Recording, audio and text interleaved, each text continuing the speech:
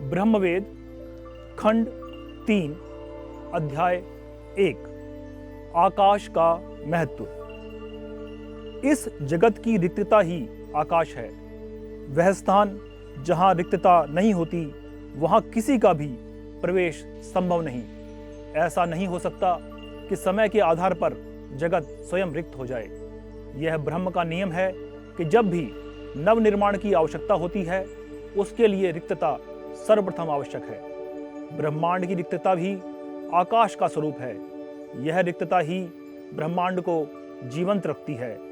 निर्बाध रूप से उल्का पिंडों का विचरण, सूर्य, चंद्र, नक्षत्रों का अपनी स्थिति में बने रहना भी इसी रिक्तता का परिणाम है। प्रत्येक वस्तु, चाहे वो जीवित हो अथवा स्थिर हो, उसके स्थापित होने और बने रहने का स्थान यह आकाश ही है। आकाश ही ब्रह्म का गर्भ है जिसमें समस्त ब्रह्मांड विचरण करता है। बिना आकाश की रिक्तता के किसी भी जगत का अस्तित्व संभव नहीं। ऐसा मान लेना कि जीवन गति को प्राप्त करने के लिए स्वयं में सक्षम है तो भी यह सत्य नहीं। बिना आकाश के न निर्माण संभव है और ना ही विध्वंस। आकाश ही सभी अवयवों को ग्रहण करने की क्षमता रखता है। प्रत्येक जीवित तथा स्थिर वस्तु में आकाश का अंश है। आकाश प्रत्येक स्थान पर स्वयं विद्यमान है। बिना रिक्तता के ब्रह्म नष्ट हो जाएगा। जगत में ब्रह्म का स्वरूप इसी रिक्तता में निहित है जिसको यह जगत आकाश समझता है। विचारों से मन तथा मस्तिष्क का भर जाना भी मानसिक मृत्यु के समान है। विचारों को सही प्रभाव देने के लिए रिक्तता आवश्यक है। नए विचारों को स्वयं के पास आने देने का महत्व तब अधिक बढ़ जाता है जब मनुष्य का मस्तिष्क स्वयं को पूर्ण समझ लेता है और किसी अन्य विचार को आने की संभावना को समाप्त कर देता है। मनुष्य अपनी बुद्धि को पूर्ण समझ लेता है तो उसका बौद्धिक विकास रुक जाता है। स्वयं को पूर्ण समझ लेना तभी संभव है जब मनुष्य नवीन विचारों को अपने भीतर उपजने न दे। प्रत्येक ज्ञान विज्ञान समय के साथ साथ सिद्धांतों पर हमेशा सही नहीं रहता।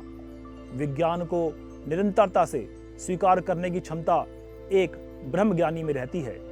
जीत कर भी मन को भ्रमित न करना और हार जाने पर उसे अंतिम सत्य न समझना तभी संभव है जब मनुष्य स्वयं को नई चुनौतियों के सम्मुख प्रस्तुत करे। एक विचार के जीत जाने पर कोई अन्य सत्य सामने न आ जाए, इस प्रकार का भय अल्पज्ञानी के मस्तिष्क में उपजने लगता है। ब्रह्म की रिक्तता जीवन का आधार है। रिक्तता नए सृजन की पहली आवश्यकता है। संपूर्ण ब्रह्मांड इस रिक्तता में ही निवास करता है। यही आकाश जब मस्तिष्क में रहता है तो नए विचारों का आगमन संभव है।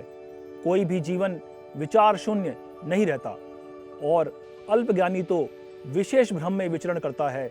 भले ही समाज उसको विचार शून्य समझे, अल्पज्ञानी स्वयं को संपूर्ण ही जानता है। आकाश का महत्व केवल ब्रह्मांड की रचना में नहीं अपितु जगत की सभी क्रियाओं में है। यही आकाश सभी प्राणियों में प्राण संचार का भी आधार है। मनुष्य के शरीर एवं विचार दोनों को विकसित होने के लिए जिस रिक्तता की आवश्यकता होती है वह शून्य होकर भी गुणात्मक रूप से बढ़ती है।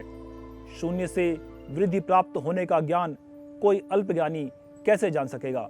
अल्पज्ञानी तर्क से ब्रह्म के अस्तित्व को चुनौती देगा, यह जाने बिना कि यदि यही रिक्तता उसके जीवन में न हो तो क्या रत्ती भर भी वह स्वयं के शरीर को गति दे पाएगा और ना ही प्राणवायु को ग्रहण कर पाएगा जिसके बिना उसका जीवन संभव नहीं। आकाश का शून्य वहां भी रहता है जहां इसका होना प्रतीत नहीं होता। शून्य में ही जगत व्याप्त है। शून्य में ही वायु तथा जल विचरते हैं। इस पूरे ब्रह्मांड में शून्य के हट जाने पर ब्रह्म ही नष्ट हो जाएगा। शून्य का रहस्य मनुष्य को उत्साहित करता है। अधिक प्राप्त करना भी तभी संभव है जब प्राप्त वस्तु को सहेजने के लिए मनुष्य के घर या मस्तिष्क में आकाश रूपी रिक्तता व्याप्त हो। भ्रमित मस्तिष्क स्थिर हो जाता है। ऊर्जा का स्थिर हो जाना ही तम का प्रभाव है। तम का प्रभाव किसी भी जीवन को मृत प्राय कर देता है।